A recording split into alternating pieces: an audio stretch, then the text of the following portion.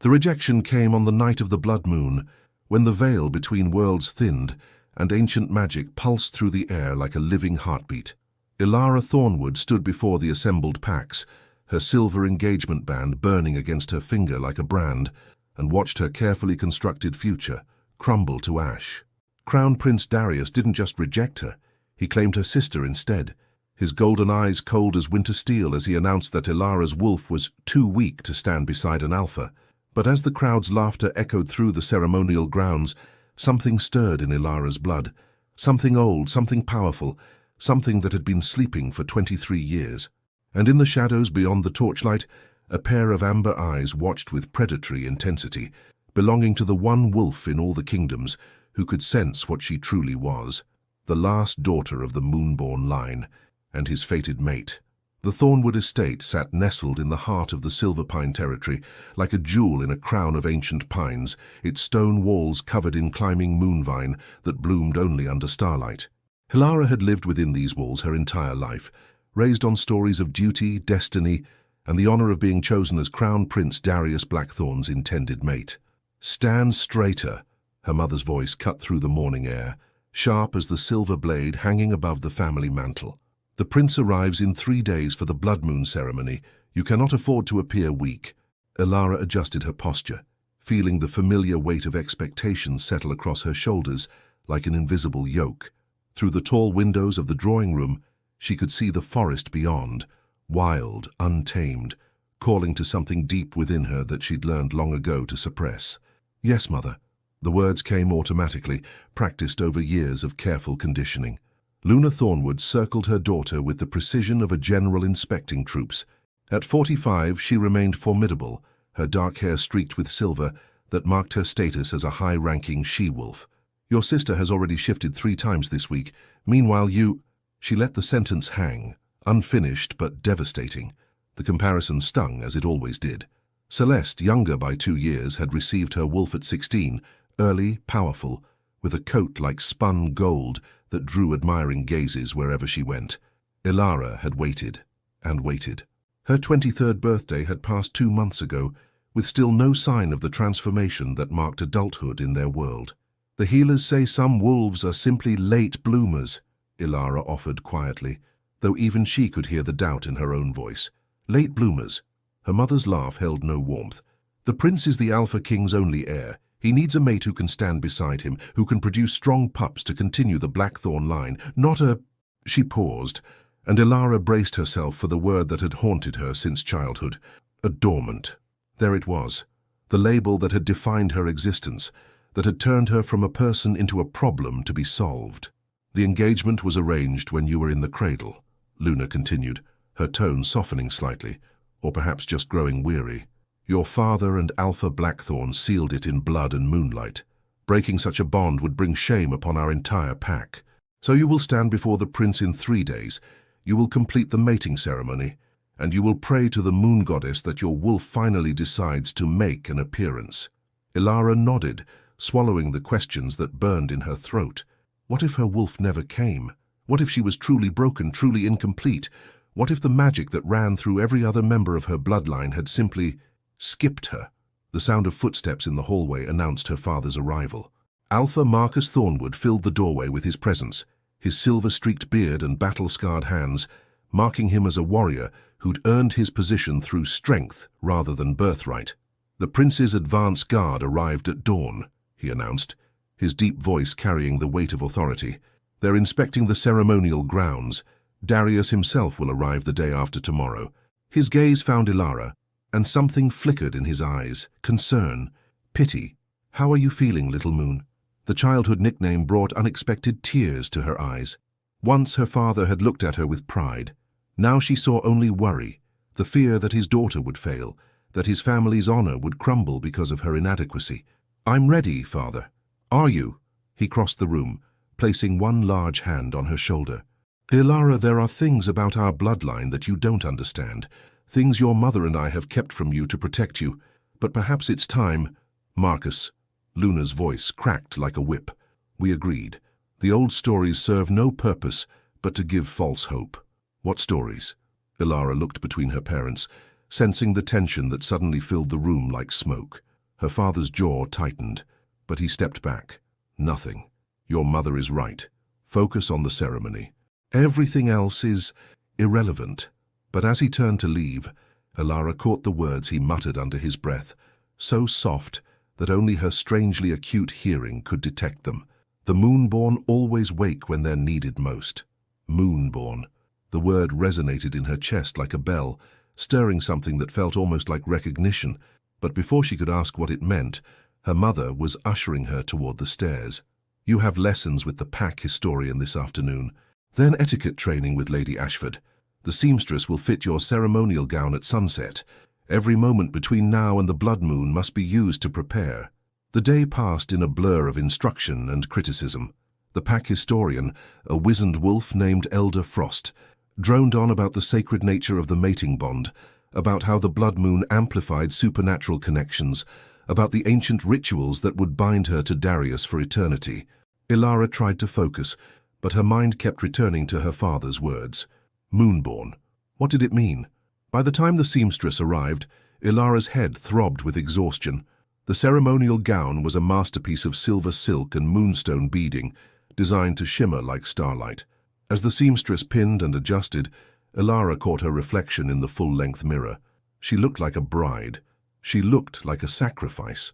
"So you're trembling, miss," the seamstress noted, her voice kind. "Wedding nerves?" Something like that. Elara forced a smile, but inside a growing sense of wrongness coiled in her stomach like a serpent.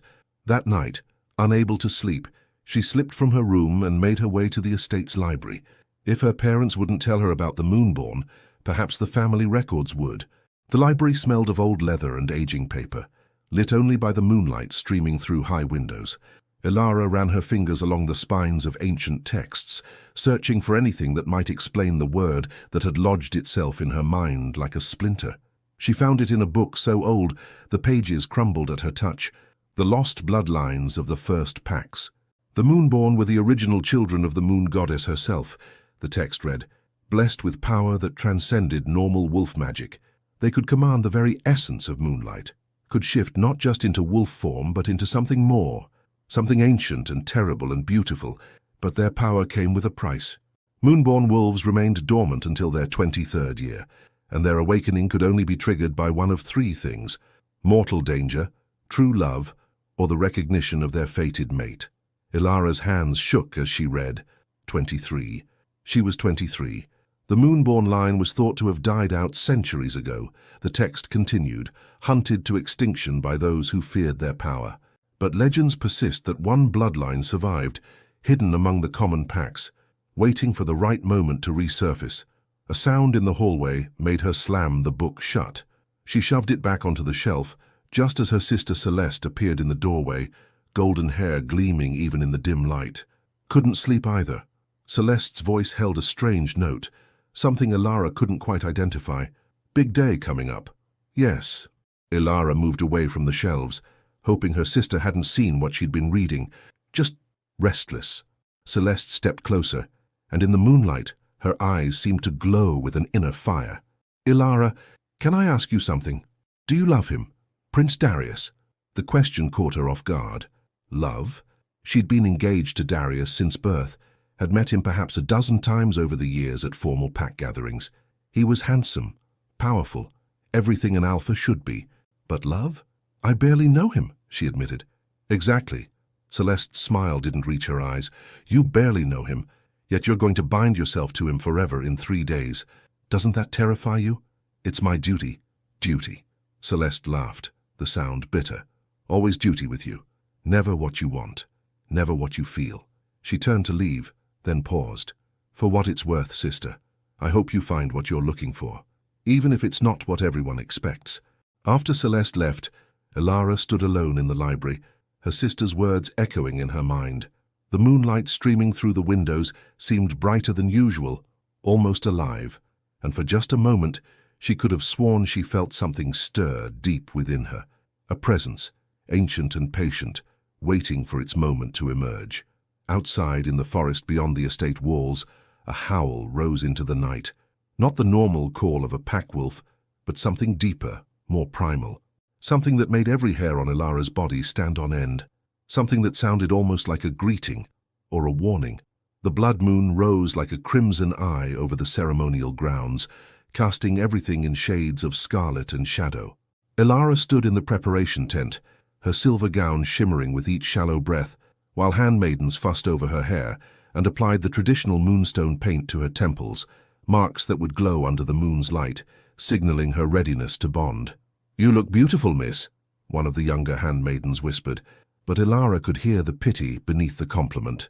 Through the tent's opening, she could see the assembled crowd. Every major pack in the kingdom had sent representatives, alphas and lunas, betas and warriors, all gathered to witness the union between the Thornwood and Blackthorn bloodlines.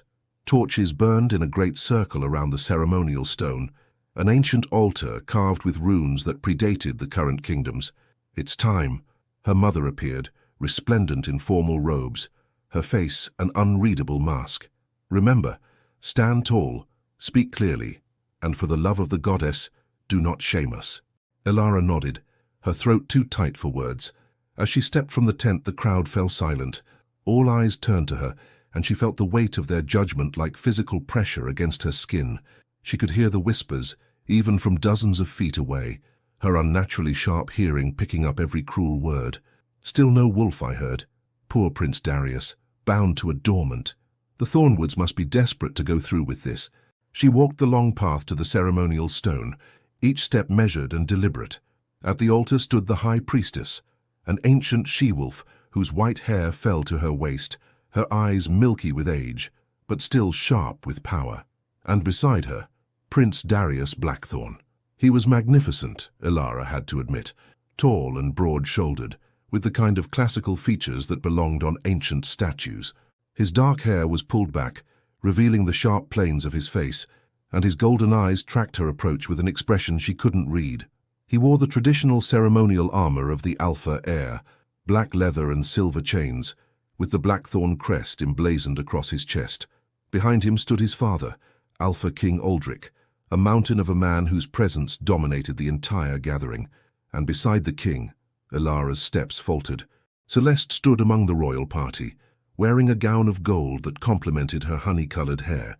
Her sister met Elara's gaze for just a moment, and something flickered in her eyes. Guilt? Triumph? Before Elara could decipher it, Celeste looked away. "Elara Thornwood," the high priestess's voice rang out across the ceremonial grounds. "You come before the blood moon to bind yourself to your chosen mate. Do you come willingly, with an open heart and a true spirit?" "I do." Her voice sounded steadier than she felt.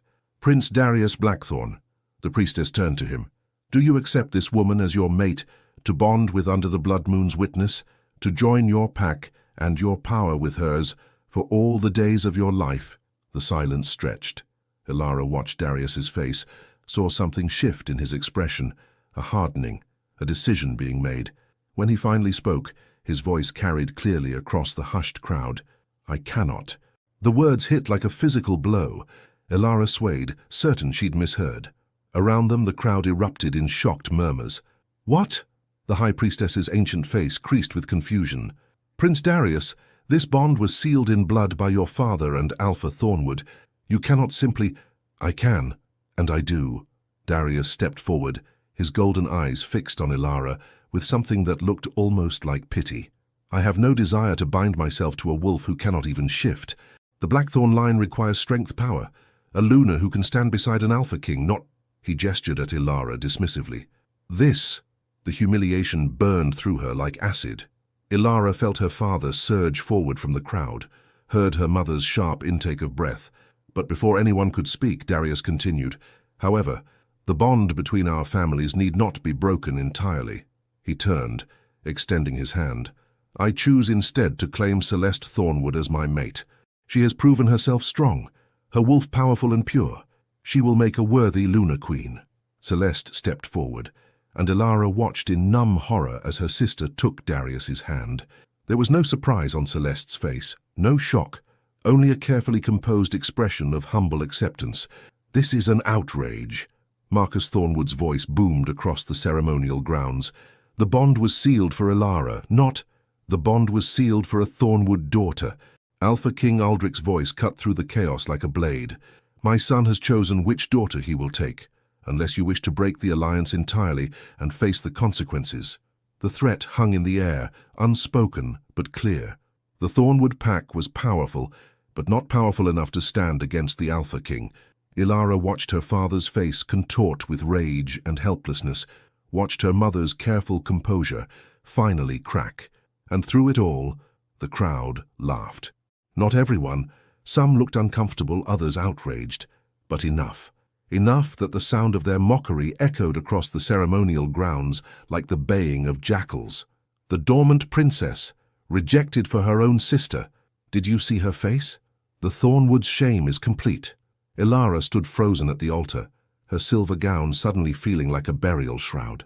The high priestess looked between her and Darius with ancient, knowing eyes. "This is highly irregular," the old she-wolf said quietly, "and I sense something is not right here.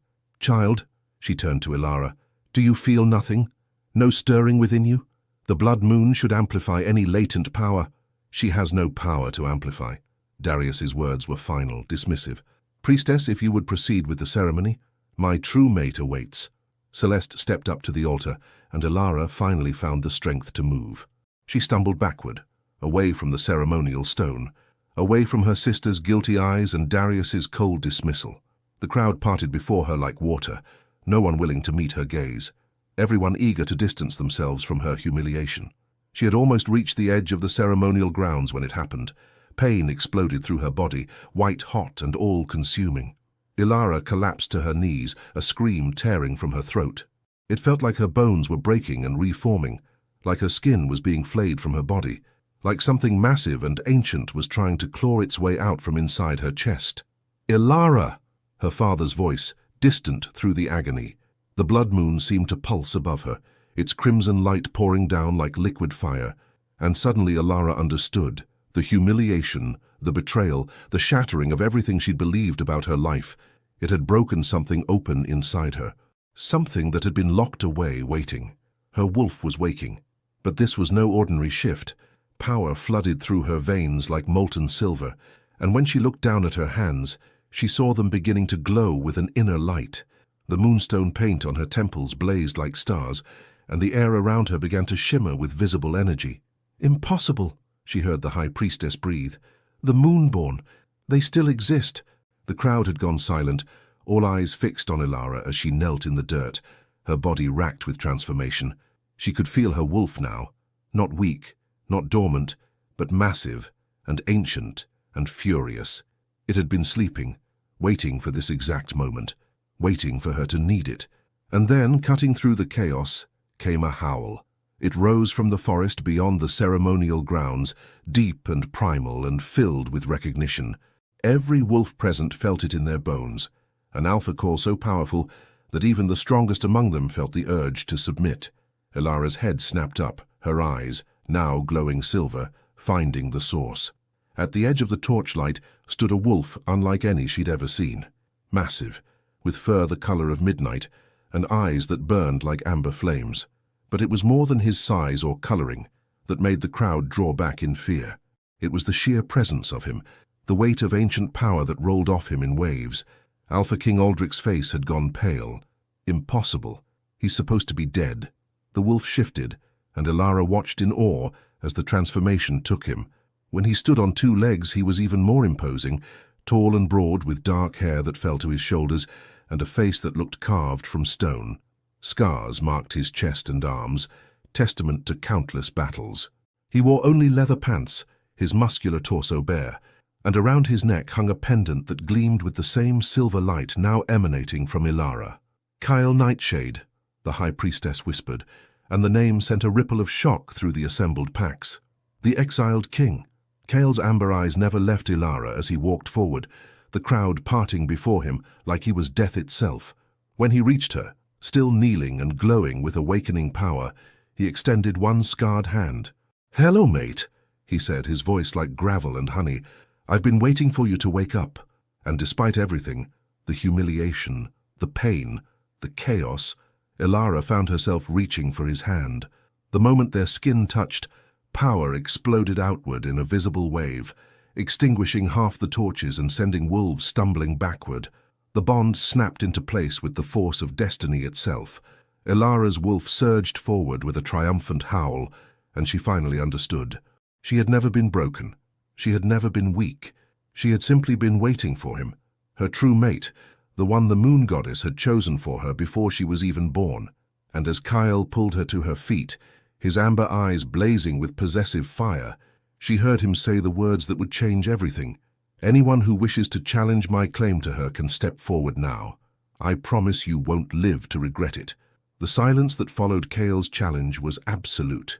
Even the wind seemed to hold its breath as the Exiled King stood before the assembled packs, his hand wrapped protectively around Elara's glowing wrist. She could feel power still coursing through her veins, wild and untamed, her wolf pacing restlessly just beneath her skin, awake at last and furious at 23 years of imprisonment. Alpha King Aldrich was the first to find his voice. Kale Nightshade, we were told you died in the Northern Wastes 5 years ago. You were told what you wanted to hear. Kale's voice carried the weight of absolute authority, the kind that came not from birthright, but from surviving things that would have broken lesser wolves. I've been watching, waiting, and now I'm here to claim what's mine. She's promised to my son. Aldrich's face flushed with rage, though Elara noticed he didn't step forward to challenge Kale directly. Your son just rejected her publicly. Kale's smile was sharp as a blade. Or did you miss that part while you were busy threatening her family into accepting the humiliation? Darius finally spoke. His golden eyes narrowed. The Nightshade pack was stripped of all titles and lands. You have no right to claim anyone, Exile. I have every right. Kale's grip on Elara tightened, not painfully but possessively. The mate bond doesn't care about politics or titles. My wolf recognized her the moment she walked into this clearing, and unless I'm mistaken, he looked down at Elara, something almost gentle entering his fierce expression. Your wolf knows me too, doesn't she? Elara's breath caught. It was true. Despite never having met this man, despite the chaos and confusion, something deep within her recognized him. Her wolf wasn't just awake. She was singing, calling to his wolf with a certainty that transcended logic. Her voice came out rough, still adjusting to the power thrumming through her body. I feel it. The bond. The High Priestess stepped forward, her ancient eyes gleaming with something that looked like satisfaction. The blood moon does not lie.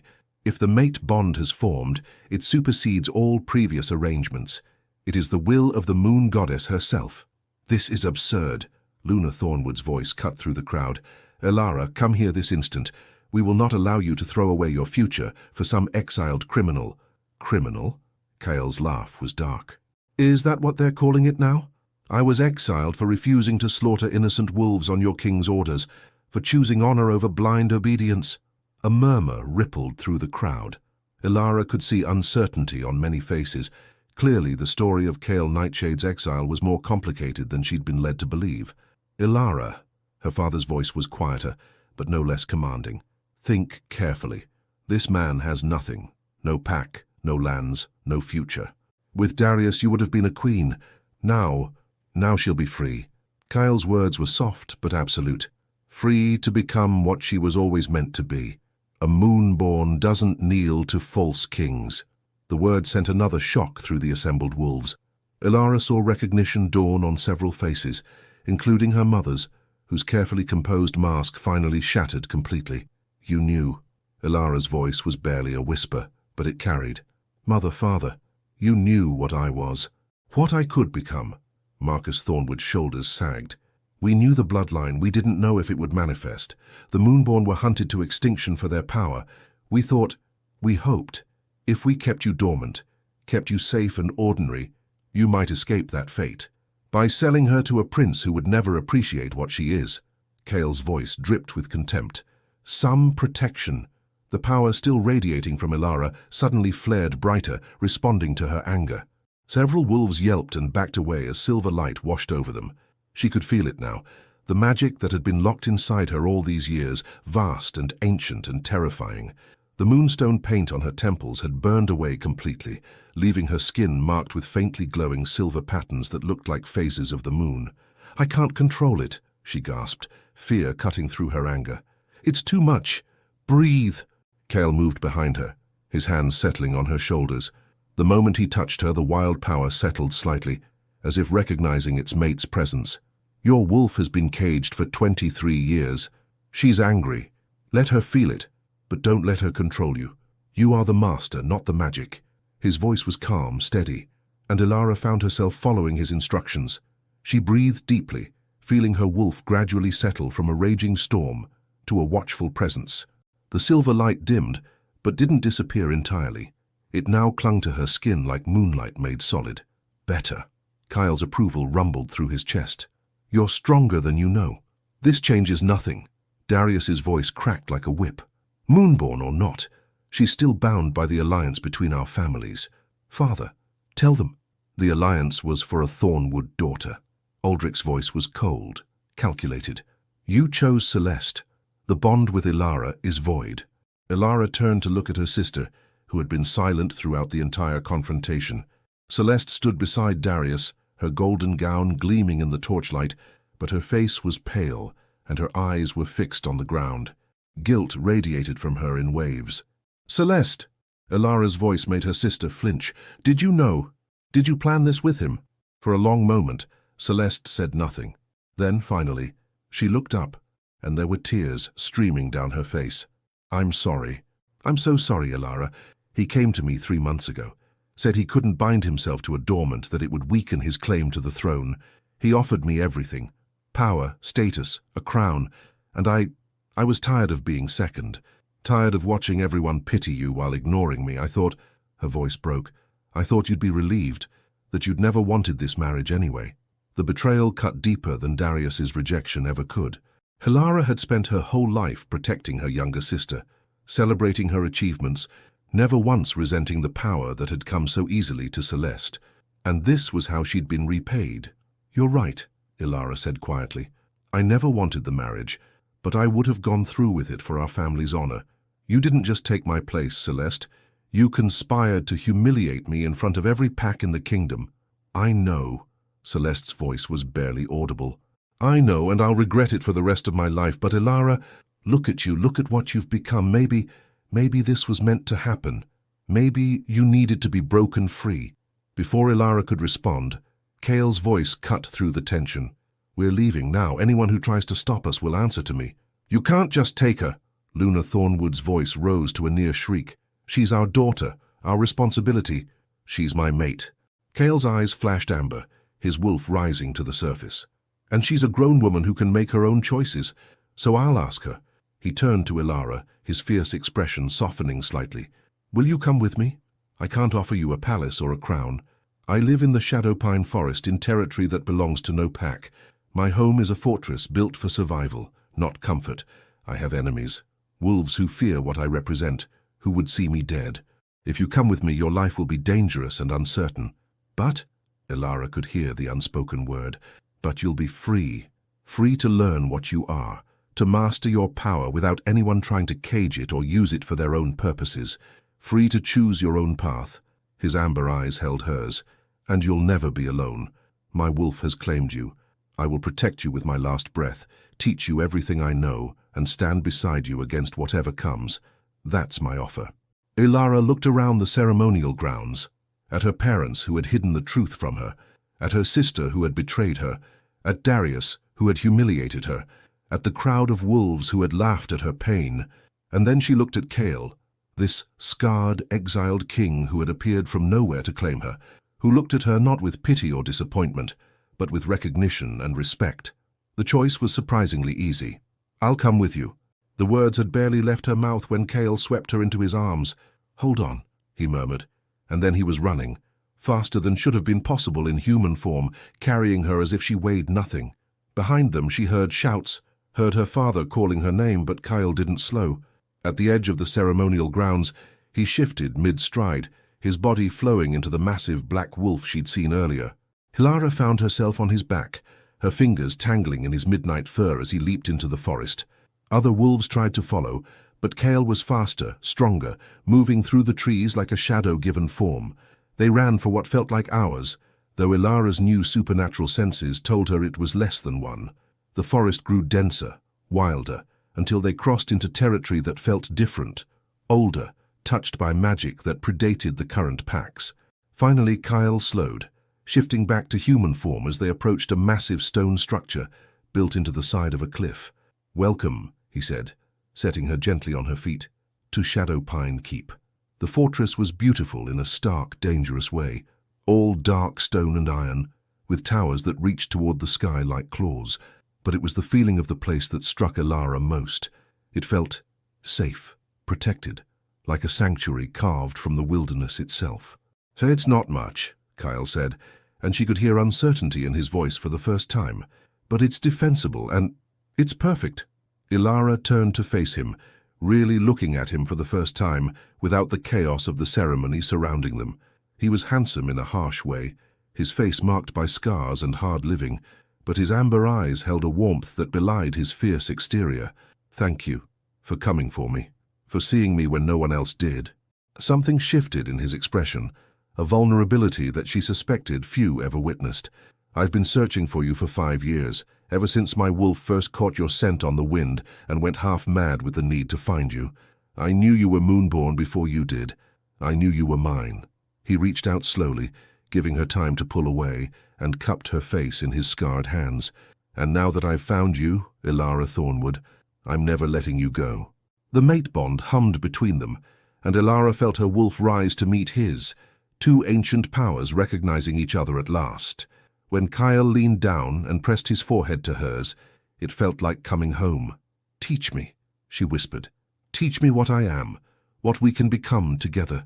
His smile was fierce and proud. "It would be my honor, my Moonborne mate." 3 months had passed since the Blood Moon ceremony, and Elara barely recognized herself. She stood on the training grounds of Shadowpine Keep, her body moving through combat forms, with a grace and power that would have been impossible before her awakening. Silver light danced along her fingertips as she channeled her Moonborne magic, weaving it into strikes that could shatter stone. "Better," Kyle called from where he leaned against the fortress wall, his amber eyes tracking her every movement. "But you're still holding back. Your wolf wants to be unleashed, not leashed." Elara paused, breathing hard.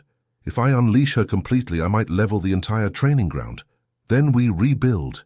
He pushed off the wall, moving toward her with that predatory grace that still made her heart race. "Power that's always restrained becomes a prison. You spent 23 years in a cage, Elara. Don't build yourself a new one." Over the past months, Kyle had been true to his word. He'd taught her everything, how to shift smoothly between forms, how to channel her Moonborne magic without being consumed by it, how to fight with the ferocity of a wolf and the strategy of a queen. But more than that, he'd taught her to trust herself, to embrace the power that others had feared, and she'd learned about him too. Kyle Nightshade had once been the alpha of the Northern Pack, one of the most powerful territories in the kingdom. But when Alpha King Aldrich had ordered him to execute a group of wolves accused of treason, wolves Kale knew to be innocent, he'd refused. The trial that followed had been a farce, and Kale had been stripped of his title, his lands, and exiled on pain of death. "You gave up everything for your principles," Elara had said one night as they sat together under the stars. "I gave up nothing that mattered," he'd replied, pulling her closer. "Titles and lands are just things. Honor, integrity, those are what define us, and now I have you, which makes me richer than any king." The mate bond between them had grown stronger with each passing day. Elara had learned that Kyle was fierce but gentle, commanding but respectful, powerful but never cruel. He challenged her, protected her, and looked at her like she was the most precious thing in his world.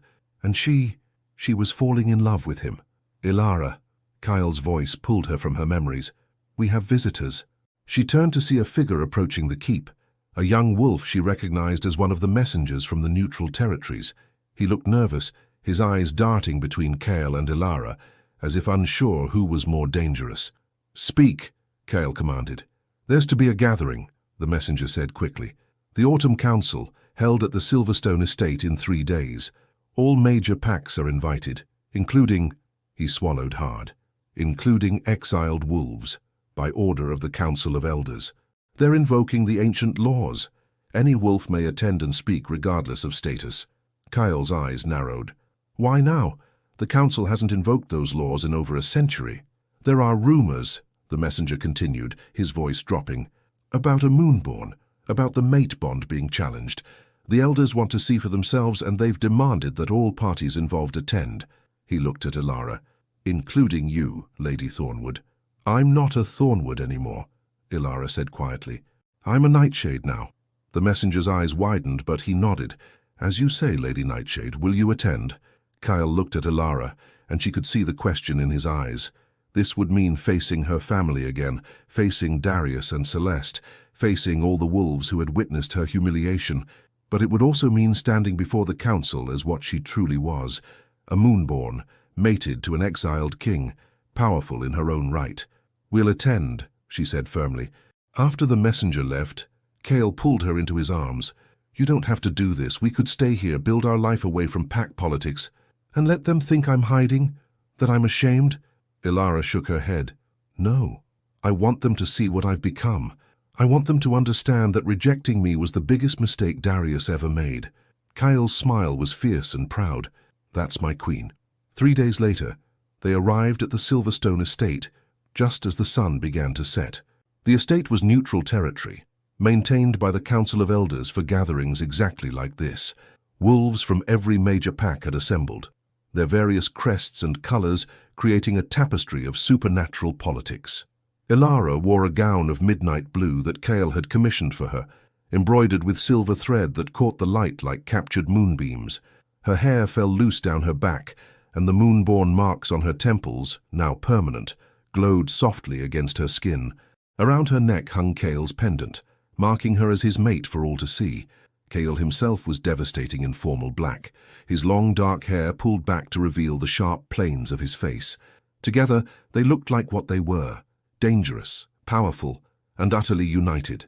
The crowd parted as they entered, whispers following in their wake. "Is that really her? She's glowing. The Exiled King and the Moonborne. What a pair." Elara kept her head high, her hand resting on Kale's arm as they made their way through the assembly. She could feel eyes on her, some curious, some envious, some hostile. And then she saw them. Her family stood near the center of the great hall. Her father looked older, his face lined with stress. Her mother's expression was carefully neutral, but Elara could see the shock in her eyes as she took in her daughter's transformation. And Celeste, her sister, looked miserable. She stood beside Darius, wearing a golden gown and a crown that marked her as the crown prince's chosen mate. But there was no joy in her face. When their eyes met, Celeste's filled with tears. Darius himself stood tall and proud, his golden eyes sweeping over Elara with an expression she couldn't quite read. Was that regret? Anger? It was hard to tell. "Elara," her father's voice was gruff. "You look... well." "I am well, father." She kept her voice level. "Better than I've ever been." "We've been worried," Luna Thornwood said, though her tone suggested otherwise. "Running off with an exile, no word for 3 months." "I didn't run off. I made a choice." Elara's silver eyes met her mother's. "The first real choice of my life." Before her mother could respond, a gong sounded. The Council of Elders entered, 5 ancient wolves whose combined age exceeded a millennium. They moved to the raised platform at the head of the hall, and the High Priestess from the Blood Moon ceremony was among them. "We are gathered," the eldest spoke, his voice surprisingly strong, "to address a matter of great significance. A Moonborne has awakened, the first in 3 centuries, and her mate bond has been called into question." Darius stepped forward. "Honored elders, I come before you to challenge the validity of the bond between Elara Thornwood and Kale Nightshade." The mate bond was formed under duress, immediately following a rejected engagement. I believe it to be false, a product of heightened emotions rather than true destiny. Murmurs rippled through the crowd. Elara felt Kyle tense beside her, but his voice was calm when he spoke. "The mate bond cannot be faked, Prince Darius. My wolf recognized her before she even awakened. The bond was always there. You were simply too blind to see it." "Convenient," Darius sneered, "that you appeared exactly when you did. Some might call it opportunistic. Some might call your rejection of a Moonborne the act of a fool," Kyle shot back. "But I'm not here to trade insults with you, boy. I'm here because the elders summoned us." The High Priestess raised her hand for silence. "There is a way to prove the authenticity of a mate bond, an ancient ritual, rarely performed, but definitive in its results." She looked at Elara and Kale. "Are you willing to undergo the trial of souls?" "What does it involve?" Elara asked. "You and your claimed mate will enter a sacred space together. There your souls will be laid bare. Every truth, every feeling, every connection between you will be visible to the elders. If the bond is true, it will shine like the sun. If it is false, the priestess's expression was grave. The magic will tear you apart. No, Kyle's voice was sharp. I won't risk her life to satisfy their curiosity. I'll do it. Elara's words surprised even herself, but as she looked around the hall at her family's doubt, at Darius's smug certainty, at the assembled wolves who still saw her as the weak, dormant girl she'd once been, she knew this was necessary. I'll do it, because I want everyone here to understand. Kyle is my true mate, not because of timing or emotion, but because the moon goddess herself chose us for each other. Kyle turned to her, his amber eyes searching her face. Elara, trust me, she said softly, the way I trust you. Something shifted in his expression, a surrender, an acceptance. Always, he murmured, then turned to the elders. We accept your trial. The crowd erupted in excited chatter as the elders began preparations. A sacred circle was drawn in the center of the hall, marked with runes that glowed with ancient power. Elara and Kyle were led to the center, and the high priestess began to chant in a language older than the current kingdoms. Whatever you see in there, Kyle whispered as the magic began to rise around them, whatever truths are revealed, know that I chose you. I will always choose you. And I choose you, Elara whispered back. The magic crashed over them like a wave, and suddenly they were no longer in the great hall. They stood in a space of pure light, where their souls were visible as glowing forms. Kale's a deep amber shot through with silver scars from old wounds, Elara's a brilliant silver that pulsed with moonborne power, and between them, connecting them, was a bond that blazed like a star. It was beautiful and terrible and absolutely undeniable, a connection that went deeper than flesh, deeper than choice, woven into the very fabric of their beings. Elara could feel everything Kale felt, his fierce protectiveness, his pride in her growth, his absolute certainty that she was his mate, and she knew he could feel her emotions too, her growing love, her gratitude, her complete trust in him. It's real, she breathed. It's so real. I told you, Kyle said, and his voice was rough with emotion. You're mine, Elara. You always were. The light grew brighter, and then they were back in the great hall. The crowd had gone completely silent, every eye fixed on them. The high priestess's ancient face was alight with wonder. I have seen many mate bonds in my long life, she said, her voice carrying to every corner of the hall, but never one like this. The connection between Kale Nightshade and Elara Thornwood, Elara Nightshade, is absolute. It is true. It is blessed by the moon goddess herself. She turned to Darius, and her expression hardened. Prince Darius, your challenge is denied. This bond cannot be broken by any power in this world or the next. Darius's face had gone pale, his golden eyes fixed on Elara with an expression of dawning horror. I didn't know. I didn't realize. You didn't care to know, Elara said quietly. You saw only what I appeared to be, not what I was. That's the difference between you and Kale. He saw me when I was still dormant, still powerless, and he claimed me anyway. Because true mates don't need power or status, they just need each other. She turned to face the assembled crowd, and when she spoke, her voice rang with authority. I am Elara Nightshade, Moonborne, and mate to the Exiled King. I was rejected, humiliated, and cast aside, but I rose from those ashes stronger than anyone imagined possible. Let this be a lesson to all of you. Never underestimate a wolf you've caged, because when she finally breaks free, she'll be unstoppable. Silver light blazed around her, and for just a moment everyone in the hall could see her true form, not just a woman, but a moonborn in her full glory, radiant and terrible and magnificent. Kyle stepped up beside her, his hand finding hers, and together they faced the crowd as equals, as partners, as mates. And in that moment, Elara knew that being rejected by Darius was the best thing that had ever happened to her, because it had led her here, to Kyle, to her true power, to herself.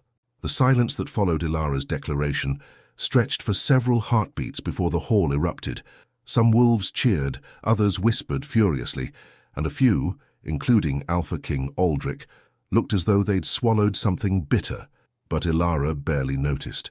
She stood in the center of the sacred circle, her hand clasped in Kale's, feeling more certain of herself than she ever had in her life. The Council of Elders conferred quietly among themselves before the eldest stepped forward once more. The trial has spoken. The mate bond between Cale Nightshade and Elara Nightshade is recognized as true and sacred. Furthermore, he paused, his ancient eyes sweeping across the assembled wolves. The awakening of a Moonborne is a sign from the moon goddess herself. Such power has not walked among us for 3 centuries. We would be fools to ignore what this means. And what does it mean, Elder? Alpha King Aldrich's voice was tight with barely controlled anger. It means the old laws must be remembered, the old ways honored. The Elder turned to Cale. Cale Nightshade, you were exiled for refusing an unjust order, for choosing honor over blind obedience. At the time, we Elders were overruled by political pressure, but the return of the Moonborne gives us the authority to revisit past judgments. Kyle's expression remained carefully neutral, but Elara felt his hand tighten around hers. What are you saying, Elder? I'm saying your exile is hereby lifted. Your titles and lands are restored. The Northern Pack is yours once more, if you wish to reclaim it. The hall exploded with noise, protests from some, cheers from others. Elara watched Cale's face, saw the complex emotions flickering across his features. The Northern Pack had been his home, his responsibility, his legacy. But she also knew what he'd built in the Shadowpine Forest, a sanctuary, a refuge, a place that belonged to them alone. I appreciate the Council's judgment, Kyle said slowly, but I need time to consider what this means. The Northern Pack has been without an alpha for 5 years. They've adapted, found new leadership. I won't disrupt their lives without careful thought. Wise, the Elder approved. You have until the winter solstice to make your decision. Until then, you and your mate are welcome in all Pack territories. Your exile is ended. Darius stepped forward, his face flushed with anger. This is absurd. He's a traitor, and she's a Moonborne, the High Priestess interrupted sharply. And you, Prince Darius, rejected her publicly, cruelly, in front of every major pack in the kingdom. You chose her sister instead, breaking a blood oath in the process. I suggest you focus on your own choices rather than questioning the Council's wisdom.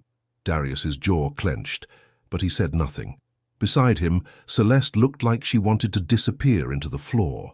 Elara felt a pang of something, not quite pity, but not quite satisfaction either. Her sister had gotten what she wanted, but it clearly wasn't bringing her happiness.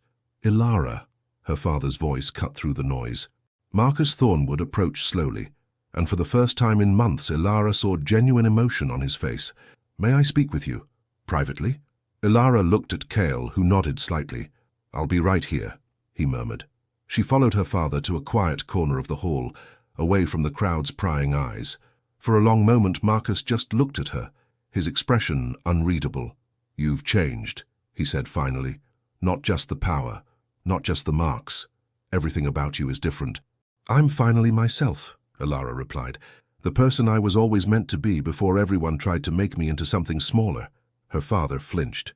I know. Your mother and I, we thought we were protecting you. The Moonborne were hunted, Elara. Slaughtered for their power. We thought if we could keep you dormant, keep you safe and ordinary, you might live a normal life. But it wasn't my life to live, Elara said softly. It was the life you chose for me. And when it fell apart, when Darius rejected me, I finally got the chance to choose for myself. And you chose him. Marcus glanced toward Cale, who stood watching them with those intense amber eyes. The Exiled King. I won't lie, Elara. When you ran off with him, I was terrified. I thought he'd use you, manipulate you for your power. He's done the opposite. He's taught me to master my power, to trust myself, to stand on my own. Elara met her father's gaze steadily. He sees me, father. Not what I could be used for. Not what status I could bring him, just me. And he chose me anyway. Marcus was quiet for a long moment. Then, slowly, he reached out and pulled her into an embrace. I'm sorry, he whispered. I'm sorry we failed you. I'm sorry we didn't trust you with the truth. And I'm sorry I didn't fight harder for you when Darius rejected you. Elara felt tears prick her eyes, but she blinked them back. I forgive you, father, but things can't go back to the way they were. I'm not the obedient daughter anymore. I'm not going to pretend to be weak to make others comfortable. I wouldn't want you to. Marcus pulled back, and there was pride in his eyes, real pride, not the conditional approval she'd grown up with. You're magnificent, Elara. Your mother and I were fools not to see it sooner. A commotion near the entrance drew their attention. Elara Thornwood was arguing with someone. A messenger, by the looks of it, who'd just arrived covered in dirt and breathing hard. "What's happening?" Elara asked as she and her father rejoined the crowd. The messenger pushed through to the Council of Elders, his voice urgent. "Honored elders, I bring grave news from the Eastern Territories. There's been an attack, a coordinated strike against 3 different packs simultaneously. Dozens dead, more wounded. The attackers wore no pack markings, but survivors say they moved with military precision." A chill ran down Elara's spine. Beside her, Kale had gone very still, his expression darkening. "Who would dare?" Alpha King Aldrich demanded. "What pack would be foolish enough to start a war?" "That's just it, Your Majesty," the messenger said. "The survivors say the attackers weren't normal wolves. They moved wrong, fought wrong, and they kept saying something about purging the bloodlines and cleansing the corruption." The High Priestess's face had gone pale. "The purists. They've returned." A wave of shocked murmurs swept through the hall. Elara looked at Kyle, confused. "Who are the purists?" "Fanatics," Kyle said grimly. "They believe that supernatural bloodlines have become corrupted by mixing with humans and lesser wolves. They want to return to what they call pure wolf society, which means eliminating anyone they deem unworthy, including," he looked at her meaningfully, "Moonborne wolves, who they see as abominations." Elara's blood ran cold. "They're coming for me. They're coming for anyone with power they can't control," Kale corrected. "But yes, a Moonborne would be a prime target. They tried to wipe out your bloodline once before. They'll try again." The eldest elder raised his hand for silence. "This changes everything. If the purists have truly returned, we cannot afford to be divided. All packs must unite against this threat." "United under whose leadership?" someone called from the crowd. "The Alpha Kings, naturally," Aldrich said quickly. "With respect, Your Majesty," the High Priestess interrupted. "The last time the purists attacked, it took a Moonborne to defeat them. Perhaps we should consider alternative leadership structures." All eyes turned to Elara. She felt the weight of their gazes, the expectation, the fear. 3 months ago she would have shrunk from such attention. But now, "I'm not a leader," she said clearly. "I'm still learning what I am, what I can do, but I won't hide. If the purists want to come for me, let them come. I'll show them exactly what a Moonborne can do." Kyle stepped up beside her, his presence solid and reassuring. "And she won't face them alone. Anyone who wants to harm my mate will have to go through me first." "And me?" The voice came from an unexpected source, Celeste, who had pushed through the crowd to stand before her sister. Her face was tear-stained but determined. "I know I don't deserve your forgiveness, Elara. I know I betrayed you in the worst possible way, but you're still my sister, and if someone's coming to hurt you, they'll have to face me too." Elara stared at her sister, seeing genuine remorse in her eyes. The betrayal still stung, but she could also see how miserable Celeste had been, how the crown she'd schemed for had become a prison of its own. "I can't forgive you yet," Elara said honestly, "but I appreciate the offer."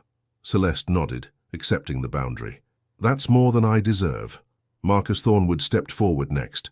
"The Thornwood pack stands with you, daughter, whatever comes." One by one, other alphas began to pledge their support, some because they genuinely respected what Elara represented, others because they feared the purists more than they feared a Moonborne. Even some of Aldrich's allies broke ranks, recognizing that this threat required unity. Darius remained silent, his expression conflicted. Finally he spoke. "I made a mistake. When I rejected you, I thought I was choosing strength over weakness. I see now that I was the weak one, too blind to recognize true power when it stood before me." He took a breath. "I can't undo what I did, but I can stand with you against this threat, if you'll have my sword." Elara studied him for a long moment. She felt no love for him, no lingering attachment, but she could see the sincerity in his offer, and she was wise enough to know that pride was a luxury they couldn't afford. "I'll accept your sword," she said. "But understand this, Darius, I'm not doing this for you or for any alliance. I'm doing this because innocent wolves are dying, and I have the power to help stop it." "I understand." Darius bowed his head, a gesture of respect that would have been unthinkable 3 months ago. The Council of Elders conferred once more, then the eldest spoke. "It is decided. A war council will be formed, with representatives from all major packs. Kale Nightshade and Elara Nightshade will serve as special advisors, given their unique knowledge and abilities. We will coordinate our defenses, share intelligence, and prepare for the purest threat. As the meeting dissolved into smaller groups making plans and forming strategies, Kyle pulled Elara aside. They found a quiet balcony overlooking the estate's gardens, away from the chaos inside. "Are you all right?" he asked, his hands settling on her shoulders. "I don't know," Elara admitted. 3 months ago I was nobody, a dormant wolf waiting to be married off. Now I'm apparently the key to defeating some ancient threat, and everyone's looking to me for answers I don't have. You're not alone in this." Kyle turned her to face him, his amber eyes intense. "Whatever comes, we face it together. That's what mates do." "I'm scared," she whispered. "Not of the purists, exactly, but of failing. Of not being strong enough or smart enough or—" He silenced her with a kiss, gentle but firm, full of certainty and promise. When he pulled back, his expression was fierce. "You are the strongest person I know, Elara. Not because of your Moonborne power, though that's formidable, but because you survived 23 years of being told you were weak, and you never let it break you. Because when you were rejected and humiliated, you didn't crumble, you rose. That's true strength." Elara leaned into him, drawing comfort from his solid presence. "What about the Northern Pack? The Council gave you back everything you lost. Are you going to reclaim it?" Kyle was quiet for a moment, his arms tightening around her. "I don't know. Part of me wants to. It was my home, my responsibility. But another part of me—" He pulled back to look at her. "I built something in the Shadowpine Forest, a place that's ours, not bound by pack politics or old obligations, a place where we can be ourselves. I'm not sure I want to give that up." "Then don't," Elara said simply. "The Northern Pack survived without you. They'll continue to survive. But we need our sanctuary, especially now, with everything that's coming." Relief flickered across his face. "You're sure? Being the alpha of the Northern Pack would give us resources, allies, legitimacy. We don't need legitimacy. We have each other, and we have the truth of what we are." Elara smiled. "Besides, I rather like being the Exiled King's mate. It has a certain dramatic flair." Kale laughed, the sound warm and genuine. "That it does." He sobered slightly. "But we will help them. The packs, the council, everyone facing this threat. We'll fight. We'll lead if we must. But when it's over, we go home. To Shadowpine. To our life." "Our life," Elara echoed, and the words felt like a promise. "I like the sound of that."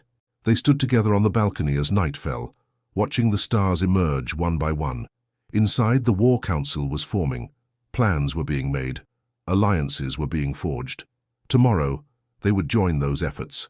They would prepare for the coming storm. But tonight they had this moment, two souls bound by destiny, standing together against whatever the future might bring. And for the first time in her life, Elara felt truly, completely free. 6 months later, dawn broke over Shadowpine Keep, painting the ancient stone fortress in shades of gold and rose. Elara stood on the highest tower, watching the sun rise over the forest that had become her true home. The war against the purists had been brutal and costly, but it was over. 3 months of coordinated attacks, desperate defenses, and finally, a decisive battle where Elara's Moonborne power had turned the tide. She could still remember that final confrontation, standing on a battlefield soaked with blood, silver light blazing from her body like a star brought to earth, as she'd channeled enough power to shatter the purists' magical defenses. Kyle had fought beside her, his massive black wolf form protecting her flanks while she'd worked the ancient magic that only a Moonborne could command. They'd won, but the victory had come at a price. "You're up early." Kyle's voice came from behind her, rough with sleep, his arms wrapped around her waist, pulling her back against his chest. "Couldn't sleep. Too much on my mind," Elara admitted, leaning into his warmth.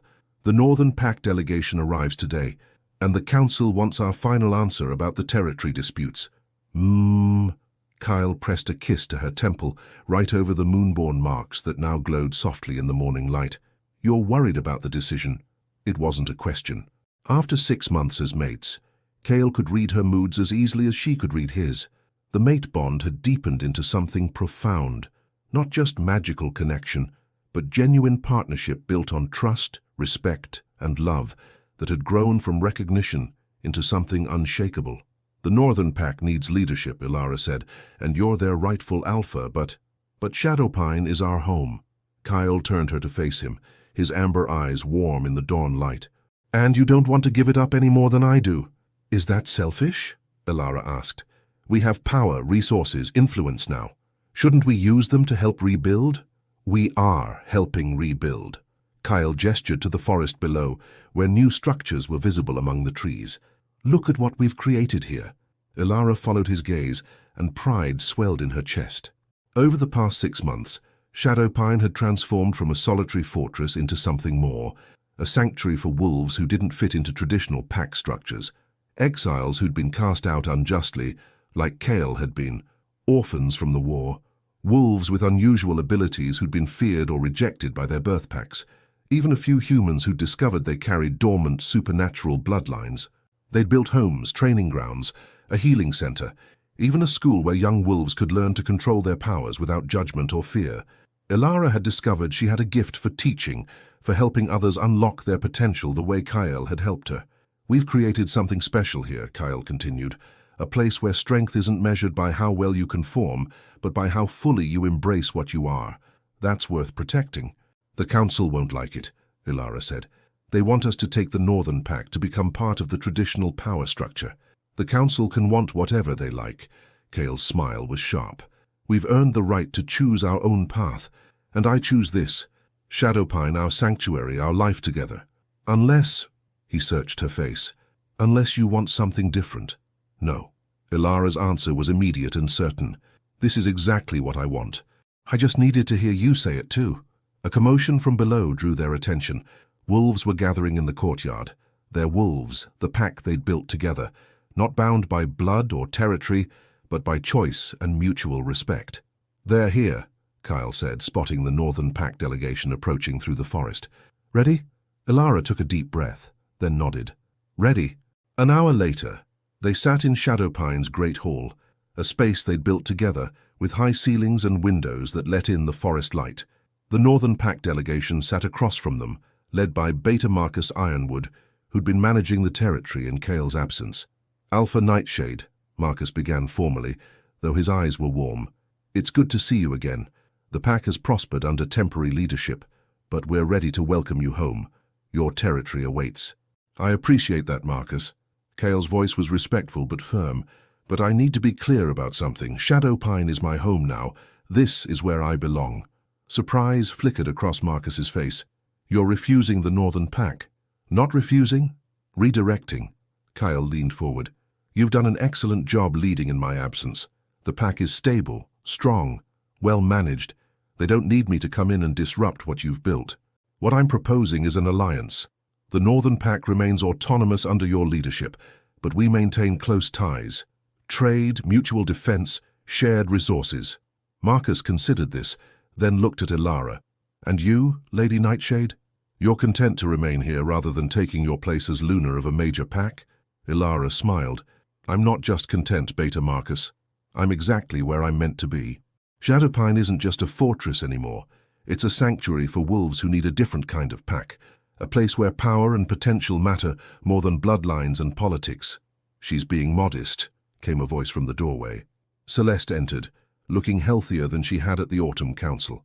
Over the past months, she'd become a regular visitor to Shadowpine, slowly rebuilding her relationship with Elara through actions rather than words. "My sister has created something revolutionary here. She's training wolves that other packs rejected, helping them become stronger than anyone thought possible." "Your sister?" Marcus looked between them with interest. "It's complicated," Elara said, "but we're working on it." The truth was, forgiveness had come slowly. Celeste had broken her engagement to Darius 2 months after the Autumn Council, unable to live with the guilt and the loveless political arrangement. She'd returned to the Thornwood pack in disgrace, but had been working to make amends, volunteering at Shadowpine, using her considerable power to help train younger wolves, and slowly, painfully, earning back Elara's trust. They weren't as close as they'd once been, perhaps they never would be again, but they were sisters, and they were learning to build something new from the ruins of what had been broken. "If you won't take the Northern Pack," Marcus said carefully, "the Council will want to know who you're proposing as Alpha." "You," Kyle said simply. "You've been leading them for 5 years. They trust you, respect you. Make it official." Marcus's eyes widened. "I'm honored, but I'm only a beta. The pack might not accept, then we'll make sure they do. Elara's voice carried the authority she'd grown into over the past months. Kyle and I will attend the succession ceremony. We'll publicly endorse you. The council can't argue with a Moonborne's blessing. It was true. Elara's power and the role she'd played in defeating the purists had given her significant political influence. Influence she was learning to wield carefully but effectively. Marcus bowed his head. Then I accept, with gratitude and humility. The Northern Pack will be honored to ally with Shadowpine. After the delegation left, Elara found herself in the training grounds, watching a group of young wolves practice their shifting. One of them, a girl named Luna, who'd been rejected by her birth pack for her unstable magic, was struggling, her partial shift causing her obvious pain. "Breathe," Elara said, moving to her side. "Don't fight your wolf. She's not your enemy." "But it hurts," Luna gasped. "And I can't control because you're trying to control instead of guide." Elara placed a hand on the girl's shoulder, letting a thread of her Moonborne power flow through the connection. Not controlling, just soothing. "Your wolf wants to protect you. Let her. Trust her." Luna took a shaky breath, and suddenly the shift completed smoothly. She stood on 4 legs, her coat a beautiful silver grey, her eyes bright with wonder. "I did it," she whispered, as she shifted back. "I actually did it."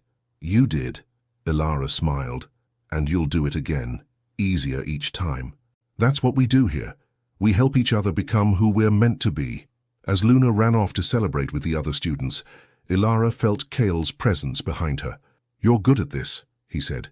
"Teaching, leading, building something that matters." "We're good at it," Elara corrected. "I couldn't do any of this without you." "Partners," Kyle agreed, pulling her close. "In everything." That evening they hosted a celebration, something they did regularly now, gathering their growing pack for shared meals and stories. The great hall filled with laughter and warmth, with wolves from a dozen different backgrounds sharing food and friendship. Elara's parents attended, as they often did now. Marcus Thornwood had become one of Shadowpine's strongest advocates, while Luna had slowly learned to accept that her daughter's path was different from what she'd planned, and perhaps better for it. Even some unexpected allies had emerged. Several wolves from Darius's own pack had quietly approached Shadowpine, asking for training in controlling their more unusual abilities. Darius himself had sent a formal letter of apology and a generous donation to their sanctuary, though he'd wisely stayed away in person. As the celebration wound down and wolves began drifting to their homes, Elara and Kale found themselves alone on their favorite balcony, watching the moon rise over the forest. "Do you ever regret it?" Elara asked softly. "Giving up the Northern Pack? You could have been a traditional alpha, with all the power and prestige that brings." "Not for a single moment." Kyle's answer was immediate and certain. "I have everything I want right here. You, our sanctuary, our pack of misfits and outcasts who've become family. This is worth more than any title." "What about you?" he asked. "Do you ever think about what your life would have been like if Darius hadn't rejected you?" Elara considered the question seriously. 6 months ago, she might have felt a pang of loss for the life she'd been promised. The crown, the status, the security of a traditional path. But now, "I think about it sometimes," she admitted, "and every time, I'm grateful it didn't happen. If Darius had gone through with the bonding, I might never have awakened. I'd be living a half-life, never knowing what I truly was, never meeting you, never building this." She gestured to the sanctuary around them.